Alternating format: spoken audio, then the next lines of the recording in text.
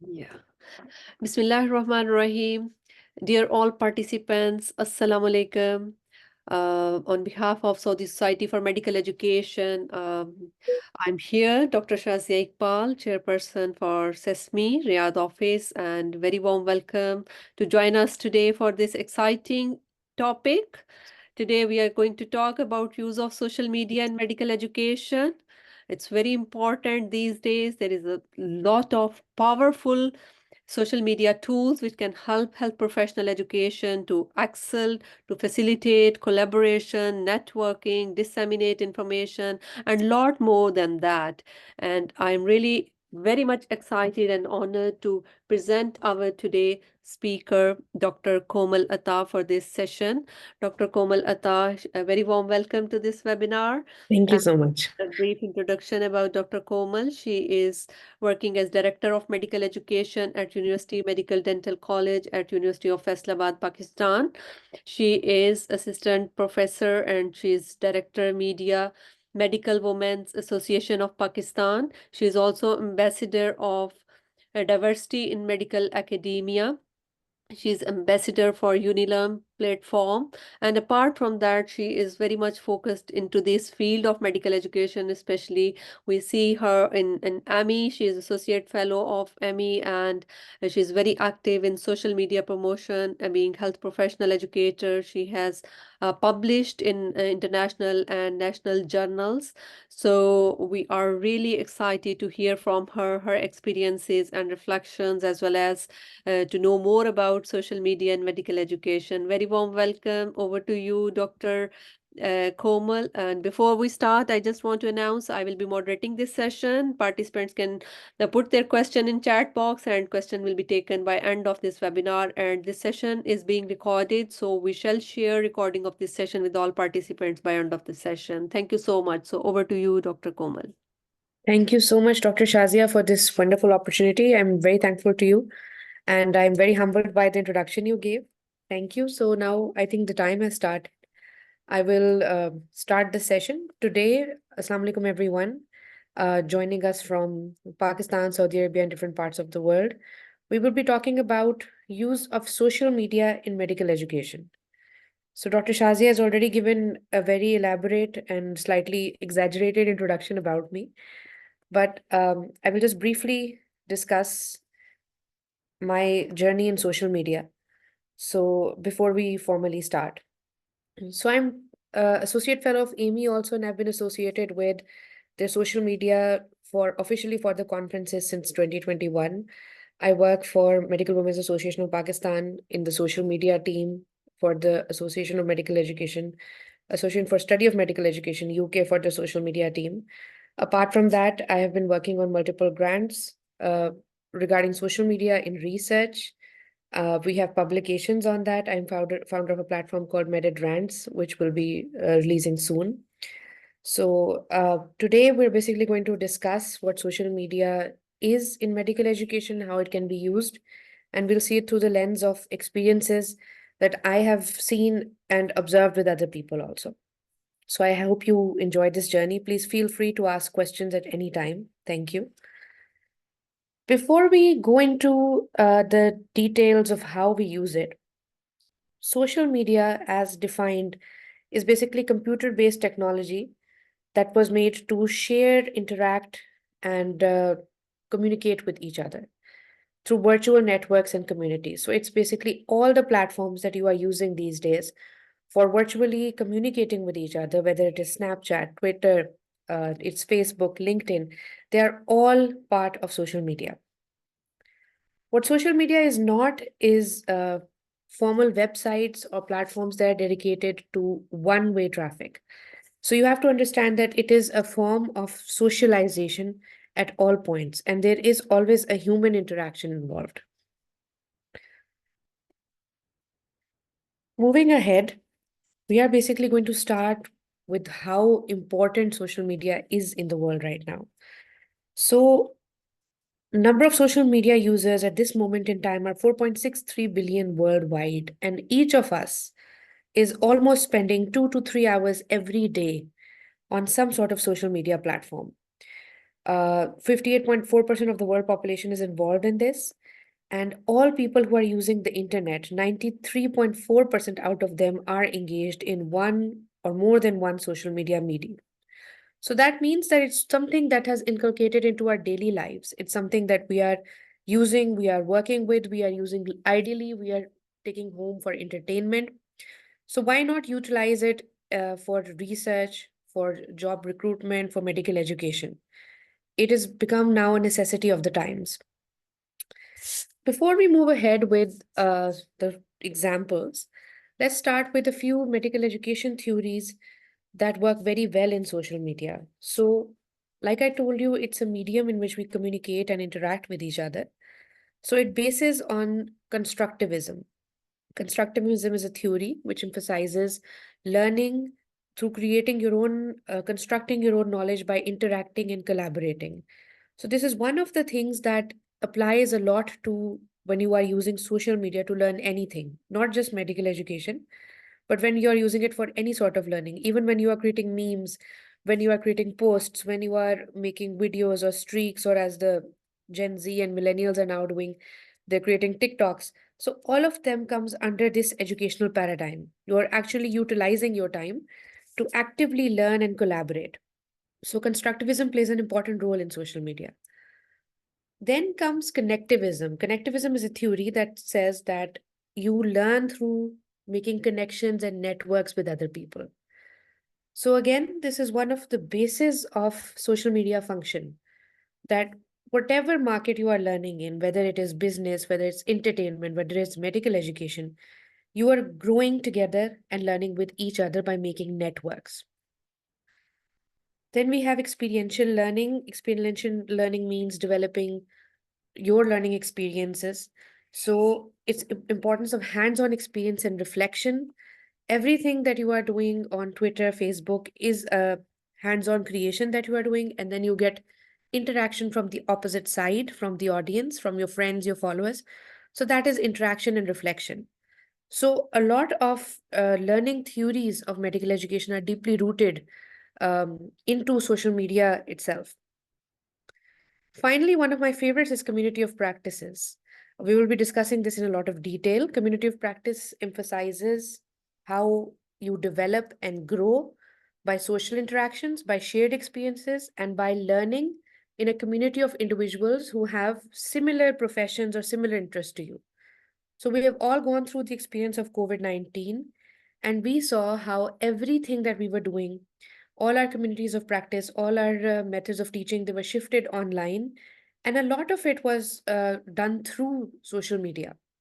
So it has been contributing a lot towards medical education in the recent times.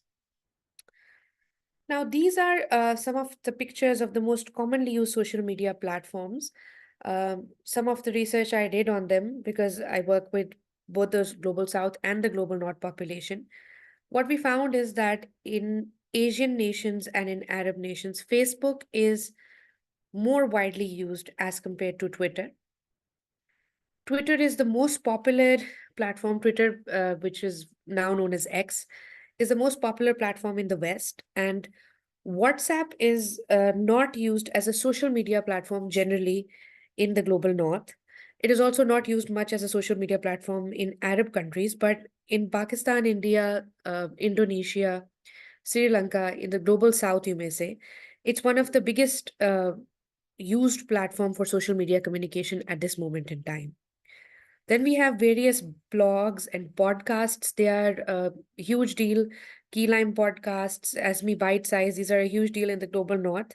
They have penetrated towards the Arab countries in the global south, but we still don't have a lot of audience for these kinds of social media.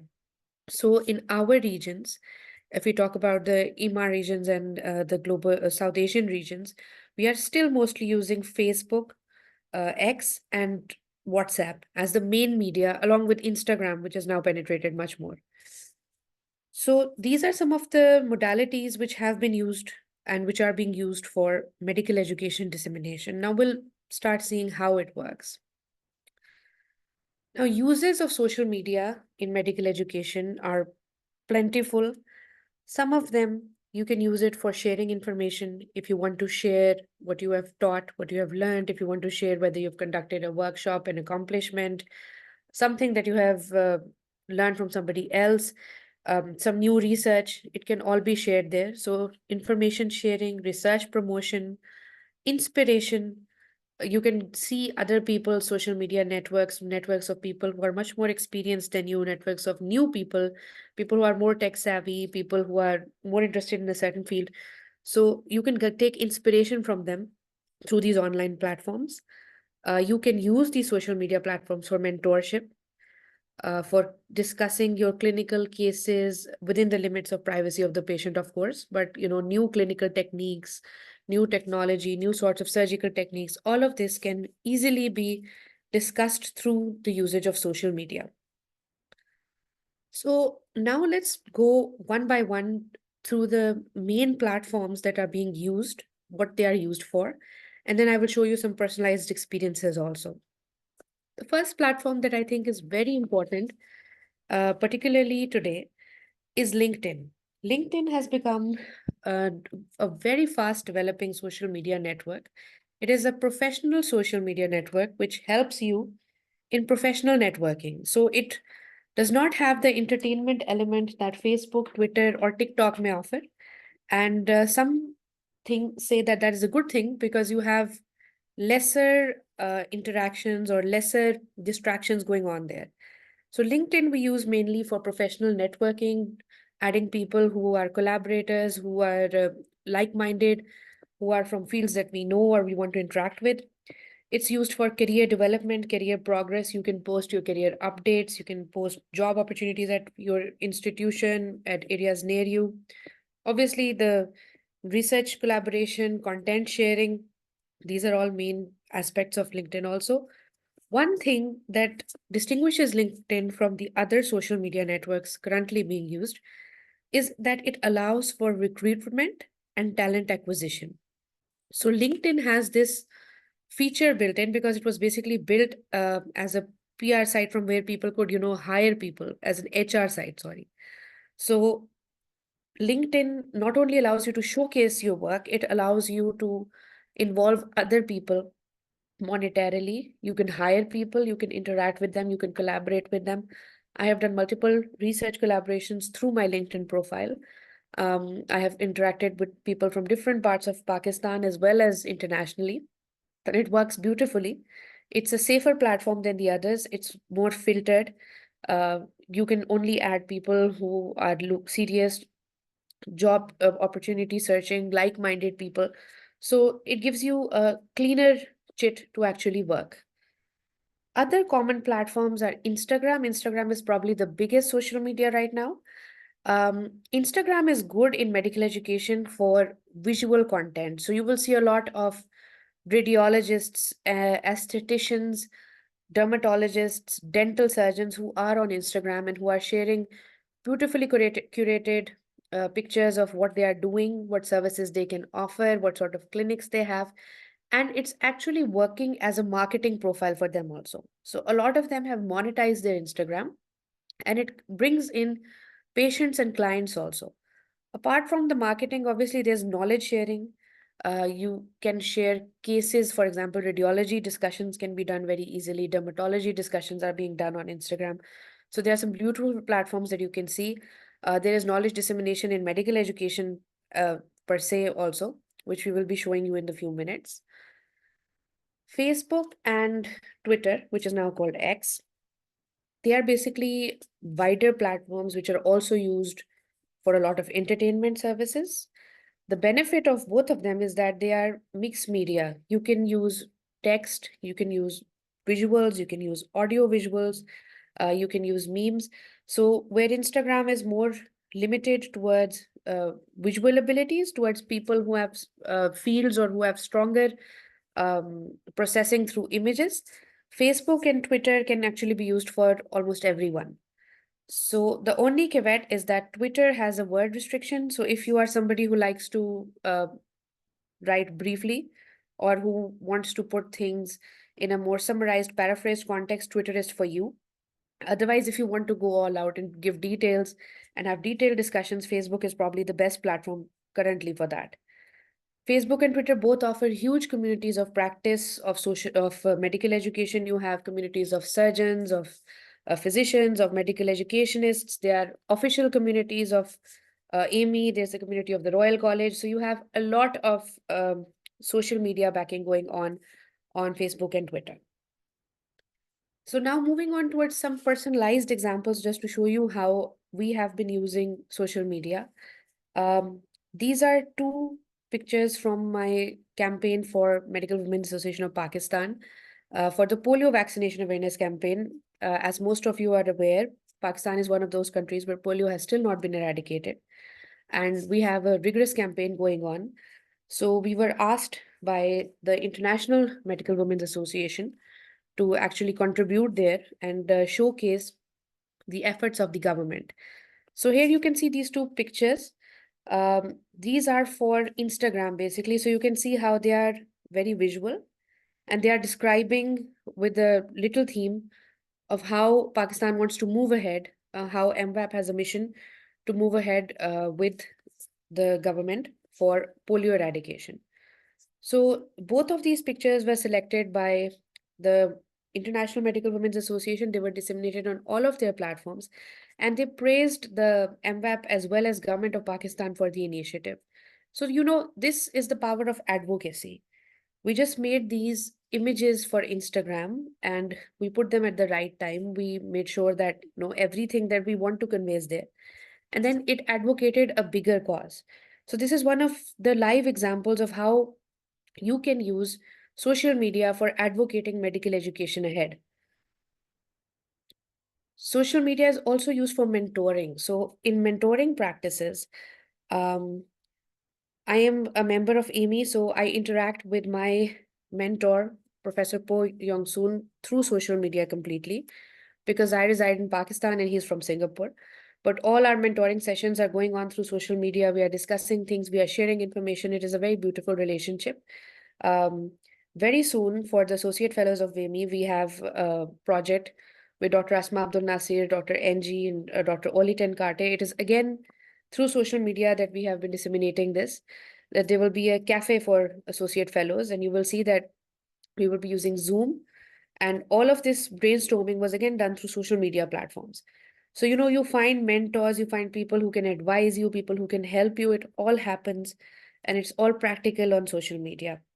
At my institution, the University Medical and Dental College, we have a student-led mentoring program, and there's a formal induction of a social media component into that. We use WhatsApp groups. The groups are led by the mentoring students. There's only one faculty member in each group who is basically a facilitator, but he or she's a silent observer there. They're just there to see that the students don't get detracted by other things on social media, and they're just there to check what is going on. So the picture you see on the side is basically because for the privacy, I had to cut out the names. This is students giving advice to other students from a younger batch about what books they should use, how they should study for a certain exam, how they should conduct. And then they're sharing their notes, they're sharing information through Google Drive, through videos.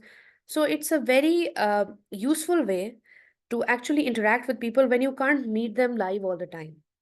And our mentorship program is very successful.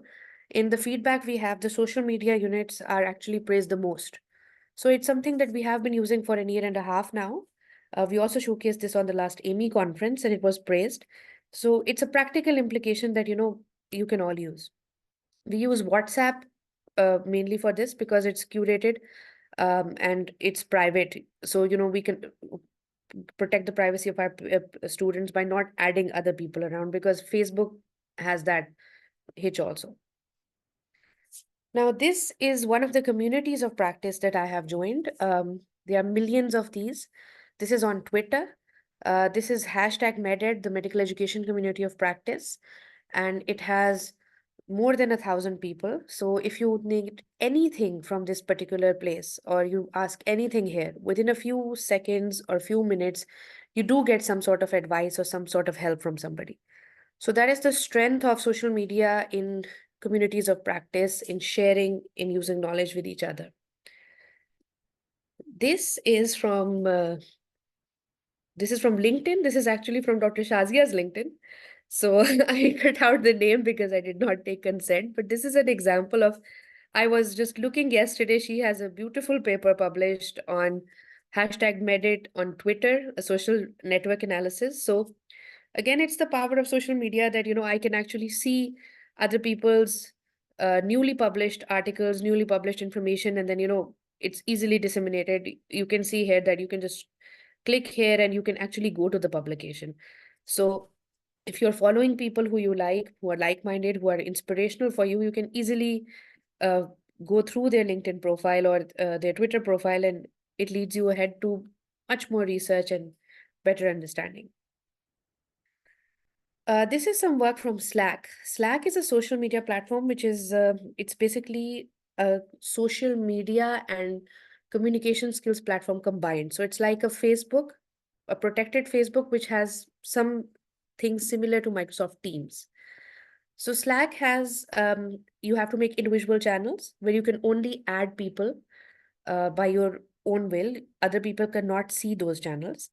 And then it offers various places where you can put videos, you can put memes, you can share information, you can chat with each other, you can put Zoom links, you can have online sessions. So it's a very useful and a wonderful tool for medical educationists. We did a research that was published in the Clinical Teacher. I collaborated mainly with Jonathan Gukian, who's also a big name in social media, and his team from the UK. We created a Slack channel for dermatology students in all institutes of the NHS, for undergraduate dermatology students. And we tried to teach them the curriculum through Slack. So we had channels for visual information, we had channels for patient care, then we had one for different modules they were studying. We had one for a journal club, which was the one I was catering in the research. And it was asynchronous because we could post things there, we could chat there. Students would come, they would pick up on things and they would discuss about it with each other. The facilitators would see if they needed to respond. Otherwise, the students were carrying on very beautifully. And sometimes in patient experiences where we wanted, with consent, real patients to discuss with students, or in some of the journal club sessions, we also had live sessions. So it was done really well. We published it in the in the Clinical Teacher, sorry. And apart from that particular experience, I also use Slack in my daily teaching in other channels also. So you can see a screenshot underneath of the current batch of the Certificate of Teaching and Learning at the University of Medical and Dental College, the University of Faisalabad. We have been interacting in live sessions through Zoom, face to face, and then we have a Slack interface for all our communication. So it works beautifully. We can talk to each other. We discuss things. If somebody wants to paste something, they want to discuss a presentation, they want to put a question, the app is downloadable on your phone. So it works a lot like WhatsApp. You get the instant messages and you can easily discuss it with them over there. You can put up images, video recordings, voice recordings. So it works very nicely and seamlessly. And it's a protected social media network. It's free to use. There is a pro version or an upgraded plan if you want to use it at an enterprise level. But if you want to use it for your own class or your own groups of students, it's very helpful. This is one of the Facebook groups that I made. Facebook is one of the widely used platforms. You will notice that there are, in all of your specialities, you will see people are there on Facebook who are sharing something or the other. So this is because I also teach physiology. This is a group that we did in 2018 to 21. This was officially made after consent from the university. It was a discussion group for the students who are going to appear for their final physiology exam. So we made this about 4 months before the finals. They had completed their curriculum, and this was just for revision purposes and for students to clarify issues that they had with the faculty, with each other. And it worked really nicely. The few tips that we have for using Facebook is that because it's a completely public platform and people get distracted very easily, try to make a private group, involve your students as the administrators, because that gives them some sense of responsibility and that also shares your burden, and then they become more serious about it. And then set the ground rules early. So you can see this is my post from 2018 where we set ground rules that we will not tolerate irrelevant or spam topics. Other people who are not physically present in the class will not be added in this group. And, personal statements, political statements, or any sort of bullying will not be tolerated. So this group, once it started, it continued for up to 2021. The students kept on interacting with each other, sharing information, putting in MCQs, generating questions, putting in queries for the faculty. And it went on really well. And Alhamdulillah, after the exam, they gave feedback to us also that, it was one of the most useful interventions. So this is one of the ways you can actually utilize Facebook. There are multiple other ways you can create your own group. You can link a YouTube channel with it. You can create a separate page. You can just add people on your own page. It depends on your comfort and privacy level, because that is one of the issues with Facebook, that privacy is it gets compromised because they keep on changing their settings. This is one of my favorite slides. I like to show it to people. This is my group of people from Twitter. I prefer Twitter as my own social media platform because I like to write in short bursts. So, and I use Twitter more. These are all my mentors, my guides, my friends who are on Twitter and who have worked with me throughout. So this is my community of practice. Now, all these are the uses and the benefits of social media. But what you have to remember is that it is a double-edged sword. Because there's a lot of public work going on, there is a lot of information dissociation, there's a lot of disinformation dissociation also. So there are no valid checks on social media that whatever somebody is putting, is it really relevant? Is it really valid? Is it really authentic? And then there are other issues also. So some of the problems that we face as educationists daily is dealing with fake medical information. That's one of the biggest issues. And I believe that that can be countered if we have proper sensitization of good doctors, good allied health professionals, good health professionals who are actually there on social media and sharing relevant content. Then another issue is the blurring of boundaries that I've shown in this picture between private and public social media profiles, between your professional work and your social life, where you want to share information about your family, your friends, your get-togethers. So I think that mostly we recommend, and mostly studies also show this, that try to have a different profile for your educational purposes, so that you can keep your private life protected. If you are comfortable with sharing everything in your communities of practice, that is fine. But if you feel that you want your private life not to be invaded by your following your students or other people on social media, you can use a different medium for your educational activities, or you can use a different account for that, so that you can keep the balance between both. Another big issue is trolling. So trolling is something which is not really in anybody's control.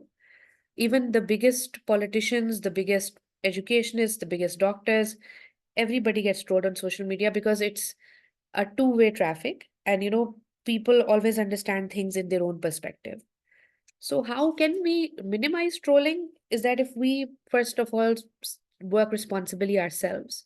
So this is a quote from a reference paper by Jonathan Gokian in 21, that social media is as much about social as it is about media. So you have to remember, whenever you're working on any of these places, that you are dealing with humans on the other side. If you are writing something, you have to be sensitive to the population that you are addressing. You have to be sensitive if you are critiquing somebody's technique, if you are critiquing a paper, if you are discussing something, you have to be sensitive to the way you are working, because it does bounce back. So stopping trolling starts with, creating responsible content and taking responsibility ourselves first. Now, I would like to move on to how social media is used for learning in students. This, I'm very grateful to the University of Indonesia for this collaboration. We had a grant. I have been working as their international collaborator with the team led by Dr. Ardi. This is our first paper that has been published recently in BMC Medical Education. The second will be coming soon, and it's very fresh. It was published on the 5th of March. So we saw how social media is being used for learning by students and how they are using it for their self-regulated learning skills. Now, self-regulated learning means when you are checking your own learning process. Literature shows us that social media can actually help in self-regulated learning because it has exchange of knowledge with other people. It has a lot of distractions, so it shows you how to manage your distractions, how to plan accordingly, how to set goals to use it for teaching and learning.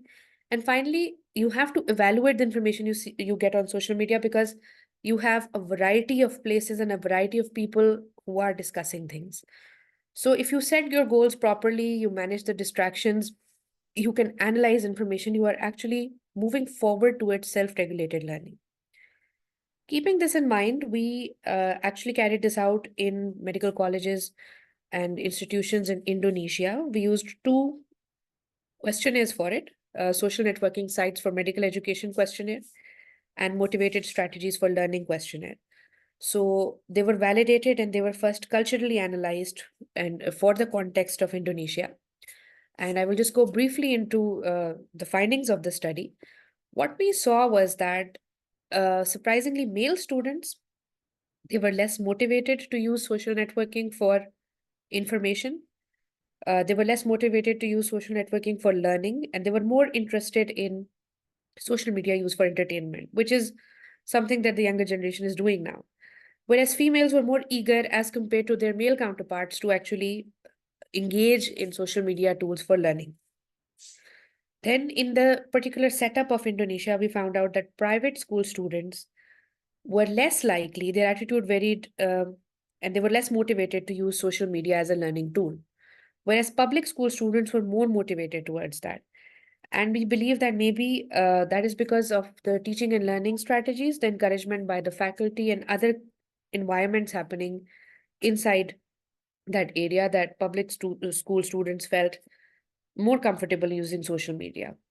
Another important thing that we observed was that social media use for medical education and for self-directed learning was more in the first, second years of medical education. It was more in the basic science classes as compared to clinical side. And maybe the reason for that is that because there's a lot of cognitive load when you are in the basic side, there's a lot of new things you are learning. So maybe students tend to interact more on social media with that. In the clinical side, maybe they are more busy, they are more hands-on, or maybe they have not been shown that sort of exposure on social media. So the way forward we suggest for all our worthy fellows in the medical education community is that social media does regulate learning. So we wish to create safe learning spaces through social media officially for our students.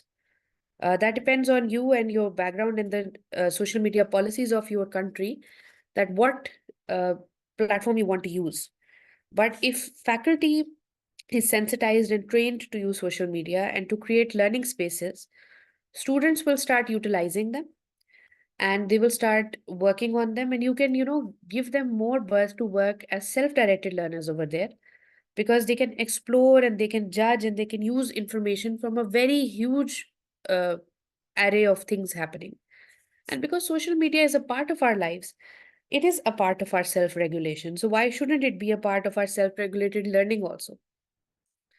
So, we recommend that, there should be learning spaces, there should be sensitization of faculty training, sensitization of students to use it in a positive way, in a directional way, and in an official way.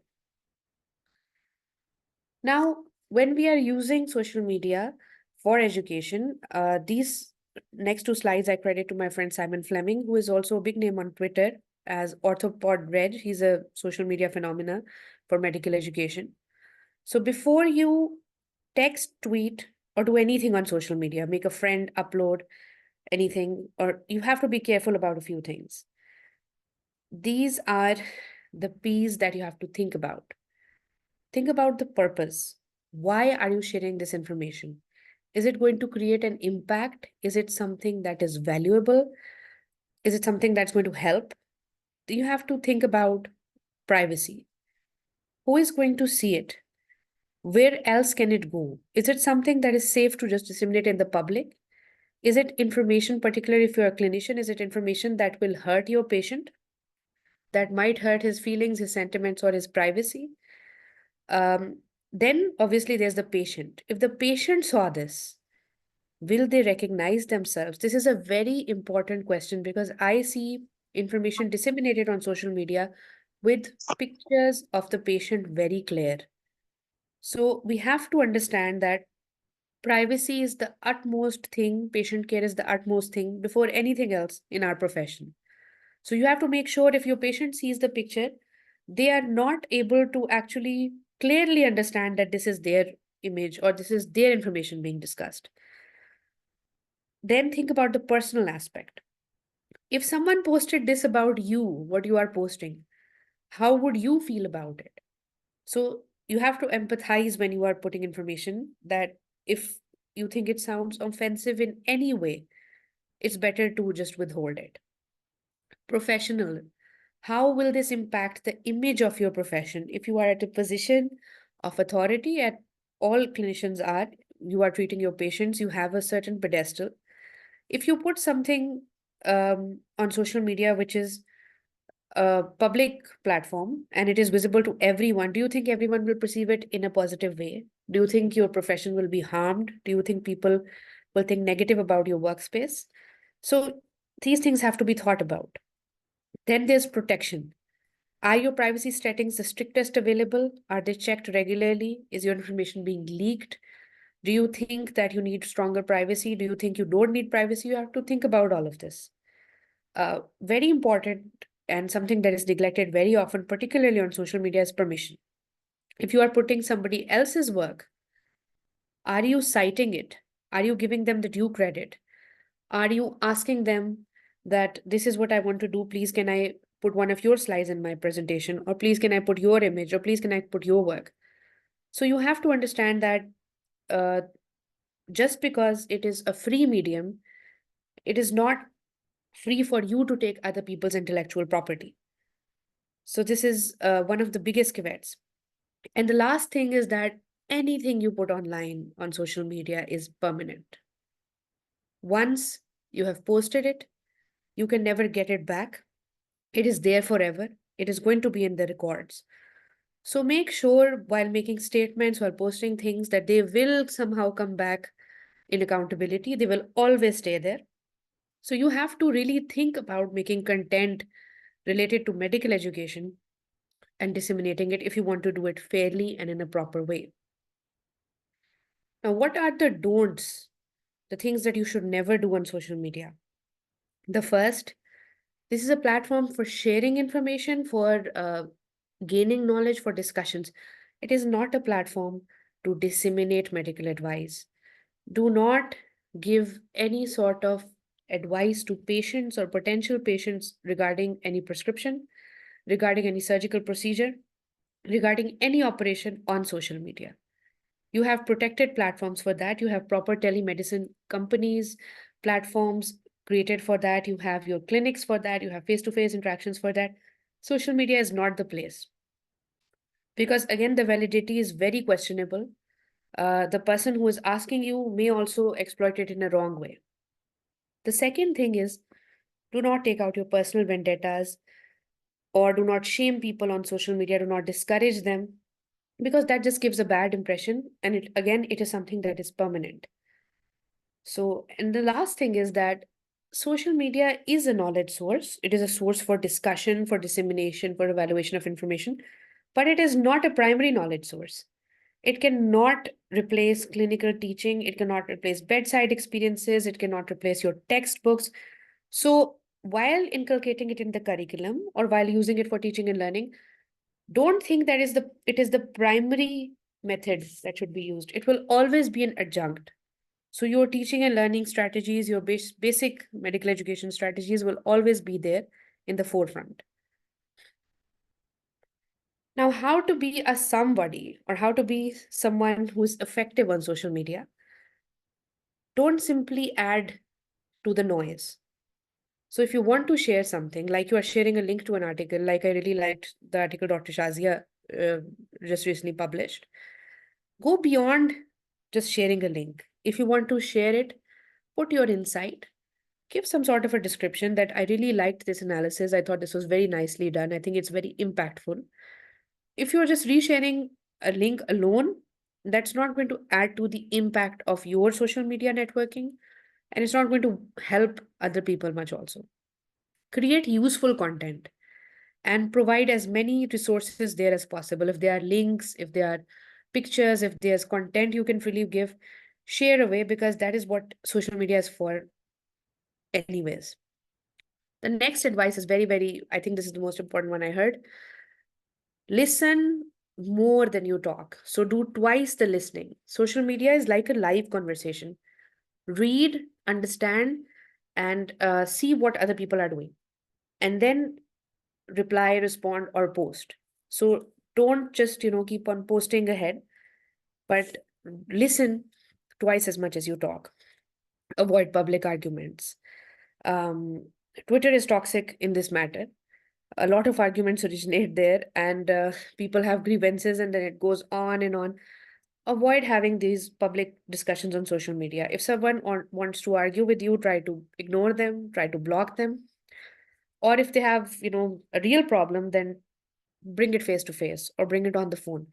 Don't put your dirty linen out on a platform which you all will regret later. Transparency is key.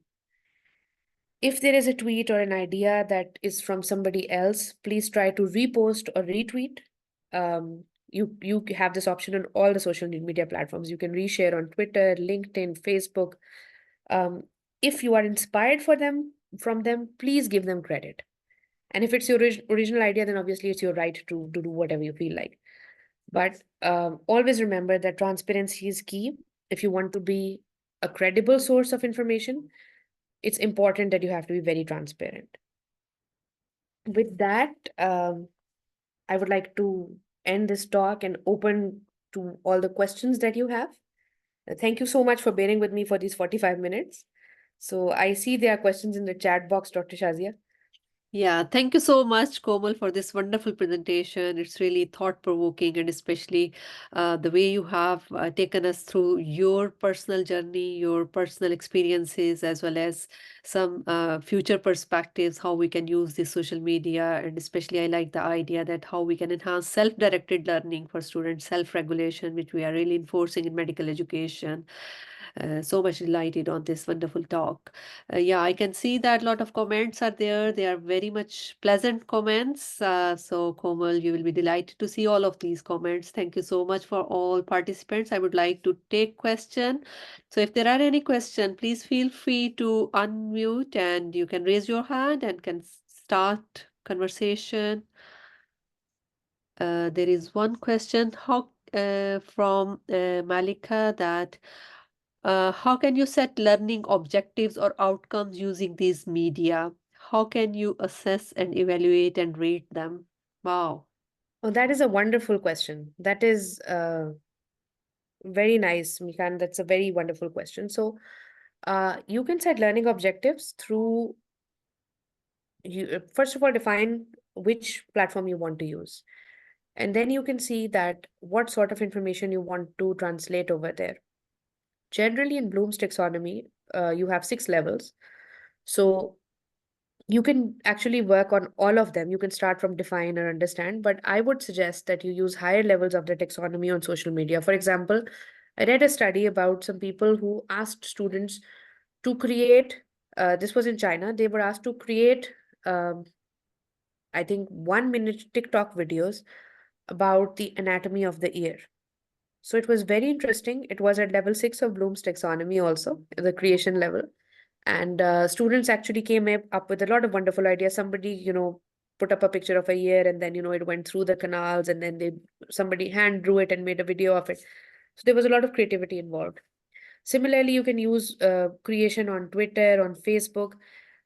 You can set learning objectives at the level of discussing, analyzing, I personally believe that because social media is not a primary source of information, so the earlier levels of Bloom's taxonomy, like defining or explaining, they should probably best be left for actual texts or actual bedside teaching.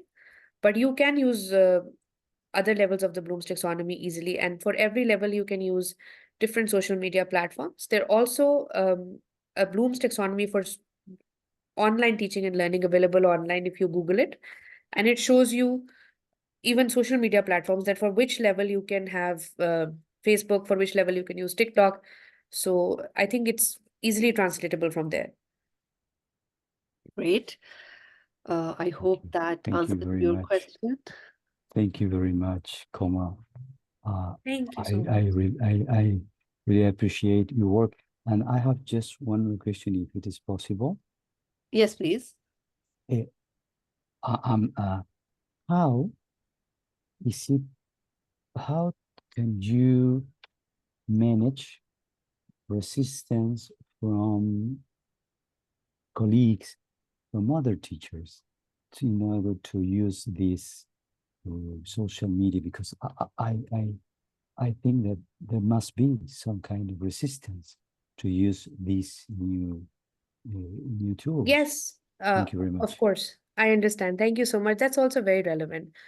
So the issue with resistance is that obviously it's a public platform. There is fear of trolling, there's fear of loss of privacy. So a lot of people do resist using it. And what we did is for the interventions where we are using social media in our college, we asked the willingness of the faculty first. Because we cannot, this is very open spaces. You cannot force people to actually work with you in this. So we ask the willingness of the faculty, then we do give sessions to show them what we are doing, how we will try our best to protect privacy, how we will try to use Slack and platforms which don't disclose that much information about them. And then in Pakistan, actually, there's WhatsApp is used very officially here also. So it's a common practice to have WhatsApp groups for your faculty development, for your social media use, for your college discussions. So people are open to that. But obviously, I had problems with platforms like Facebook. I could not recruit everyone from my faculty, and I respect that. You have to respect everybody's boundaries. But we did try to sensitize them. And now, with time, because we have been using various social media platforms, um, the resistance has started to decrease. So I think, you have to start sensitizing and taking, and you can't force people over here. So, it's something that you will have to start as a voluntary effort, and then you include it in your faculty development. We have a session on social media training in our certificate in teaching and learning course also. So we try to tell the faculty of the various things going on, but at the end it is their choice. Thank you very much. Thank you very much. Yeah. Congratulations, Koma. Thank you very much. Thank you so much, Mikan. Thank you. Yeah. I can see there are two more questions. One question by Dr. Shah, that how do you deal with legal issues of someone writes negatively, like trolls? So there should be some regulations, if you can explain legal issues. Okay, that's a very relevant question. Thank you, sir.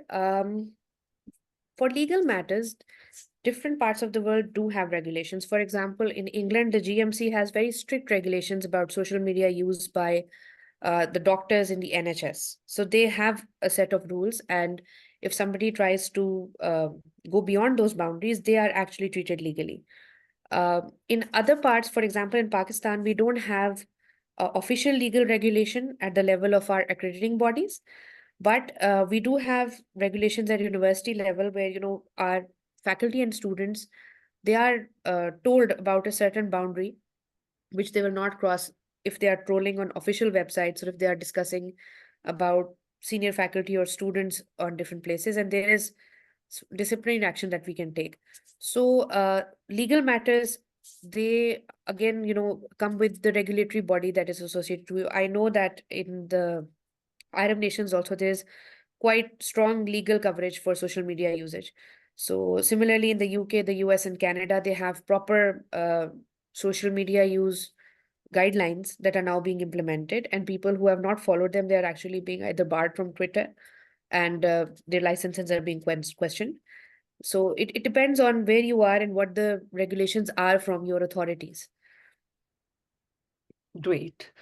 Yeah, exactly. Every institution, they need to think and make their own policy and procedures, that how to use, to which extent to use, and what will be the Yes. outcome in case of any legal issues. Dr. Asma, she has mentioned one question, how we can guarantee the students' authentic work in creating tasks without use of AI tools? Okay, that is a very interesting question. And that is actually something that we are all going to face now, because AI is here and it's going to develop and it's going to work more. I think we cannot, personally, I think we cannot stop them from using AI tools. So we should modify tasks in which, even if they use AI tools, they will be able to, work in such a way that they can create content which is useful. Because, for example, let's take ChatGPT. ChatGPT generates information for every person in a different way. It depends on the prompt that you are giving them. So you may ask students to actually create appropriate prompts for the generation of a learning plan for their 3-day sessions on anatomy. So everyone will come with a different prompt, and when you put that prompt on ChatGPT, it will show up a different learning plan depending on the comprehensiveness of the prompt. So that's one way you can use AI inculcated. Secondly, AI tools do have detection of plagiarism now. There are tools which are detecting AI plagiarism, but again, AI is growing at a faster speed than the plagiarism tools. It's indeed a challenge to see who is using AI and who is not. You can ask students to put up their written work. You can ask students to put up videos of their real life experiences. You can ask them to reflect and put up things in audio format um, on the social media platform if they are comfortable, they are uncomfortable with the video. So all of these will be real time. So hopefully they will not be that advanced that they can make fake AI videos of themselves at this level. But these are some of the strategies you can use to minimize AI use on social media, at least. Yeah, do agree. So is there any other question? Assalamu So alaikum. yes, please, Dr. Faisal. Thank you very much, Dr. Atta, for your very nice presentation and very elaborate presentation. I am Faisal Ikram from Al Faisal University, Thank you, sir. Director for Assessment. Just one comment related to the WhatsApp use in Middle East. I think it's pretty much used, and significant use is there in medical education also. And at our university, and especially in my own courses, I am using it very frequently, especially to generate significant amount of the feedback, two-way communication with the student. We have developed a layer. We have a batch leaders committee in each class. For example, around 4 or 5 Right. students are there. So they develop a committee which basically run a WhatsApp channel, and they collect the data, compile every day, feed us back that what is going on in the block, where they are feeling comfortable, where the things are going wrong or right. So that feedback continuously comes to the block director. So these kind of things are continuously going on. Then we have generated WhatsApp group between different groups. For example, our lab team group, there is a WhatsApp group. There is a teachers community. In that, we have generated a group where we are continuously giving the feedback. So from one group, we get the administration get the feedback, and then we pass on to the particular teacher so that we can keep the direct comments regarding a teacher's masked, and still keep on passing on the information. So Alhamdulillah, though we have not published it yet, and we are planning to publish it, but we are using it quite a bit significantly at Al Faisal University. I Thank you just so much, wanted to sir. share our experience. Thank you so much, sir. It's wonderful to hear about this, and I really look forward to your publication on it. And I think this is a very wonderful example for all of our participants here also. that how you can actually inculcate it for feedback and for information dissemination in your various groups. Thank you, sir. Yeah, that's really great. There are a few questions still in question and answer box. Javeria Osman, she has asked that I would like to know that how much work and struggle is required to maintain a Facebook page, as you have created a page. So she just want to know that how much work and struggle is required if you want to create any Facebook page for students, maybe. Uh, it does require a lot some time on the screen. So sometimes it can get a little tiring, but the page I created, the one I showed, the physiology group, I had help in it because I made the CR and two of the batch representatives as administrators there also. And I had another faculty member who was also backing me up. So we were all looking at it, and every week we would just go through everything and see if it was working smoothly. But yes, you do need a significant amount, at least 30 minutes per day. You have to go around seeing what is happening, particularly when it's a group where there is interaction going on all the time. So it does need a dedicated space. Yeah. There is one concern, Andy, he has written in question answer box that recently many accounts on Facebook and SOMI are being hacked. What would be the course of action if these channels have been hacked or protected against? There will be some reason why they have been hacked. That's a very interesting question. So the thing is that if it is hacked, usually what happens with hacking is that uh, one of your contacts is compromised and their account is hacked, and through that, everything gets hacked. So first, try to create a private channel. So Slack is actually a good option. I have not heard of Slack channels being hacked as yet, but these things do happen. If you want to use Facebook and you are creating a channel, use it completely for educational purposes. Try not What we do is that we don't try to put any sort of pictures of the faculty, the students, anybody, any personal information that is being shared. We minimize that and we use it completely for educational purposes. And we discourage our students also from sharing any sort of information which can lead to any problem. Uh, this other thing with hacking is that, if a personal account gets hacked, the virus spreads and there's not much that can be done about it.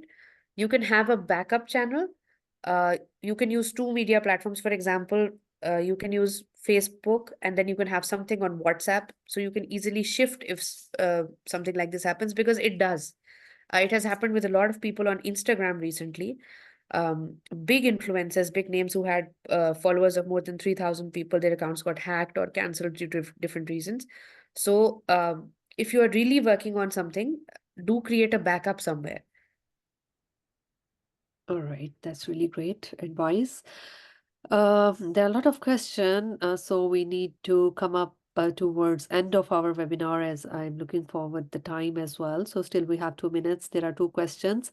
Andy has mentioned that can the strengths of AI be leveraged in using social media for learning purpose? Any suggestion or examples?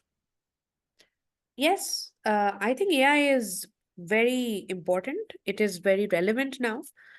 You can use it for social media. You can create, if you can give prompts to your Chat GPT or Bard, or which is now known as Gemini, to create a better tweet. It can, actually fix a lot of content you have into 120 words. It can summarize it. It can create it in a style that you would like. It can create advertisements. It can create marketing strategies for uh, social media posts that you want for your clinic or for your website. So it's used very nicely in all these things. You can create really nice videos, educational content through AI, through Synthesia. You can create images for teaching and learning through AI and put them on social media. So it can be leveraged very nicely. There's also AI now, which can actually manage your social media platforms if you have more than one, or if you are seriously using social media for networking or as an influencer. So, yes, AI does work a lot in this aspect, and you can leverage it in every step. Yeah, we just need to explore and dig more about AI. Yes. That's really great. So last question that is by Sumaira that it's regarding Slack for your certificate course in education. Do you use another learning management system along with Slack? For the certificate course, we have the learning platform of the University of Faisalabad, and then we have been using Slack as a social media network. So Slack makes it easier because Slack is something that is the message goes directly on your phone. In our LMS systems, there's more formal education. There's no two-way communication at the same time. So, if somebody puts a message there, you have to actually make an effort to go and see and then work. So Slack gives immediate feedback. But yes, Yes. for official working, for assessment planning and everything, we do have a proper backup, an LMS, a proper one for the university. Great. Thank you so much, Komal. I think all of the questions they have been answered. There are wonderful comments in chat box which you can read. Thank you so much, Prof. Dr. Fahad, for joining us and your wonderful comments. We do agree with all of them. So it was really very much insightful presentation, and definitely recording of this session will be shared with all of participants who have been registered. And I appreciate Dr. Komal for your efforts and Thank you so time, much. especially it's night by your end. Yes, So much for giving your time, and we hope that we will see you again somehow. inshallah. Thank you so much, Dr. Shazia, and I'm very humbled by everybody's comments. Thank you for being a wonderful audience. Thank you so much. Thank you so much. Bye bye. Have a good night. Bye bye. Allah Hafiz.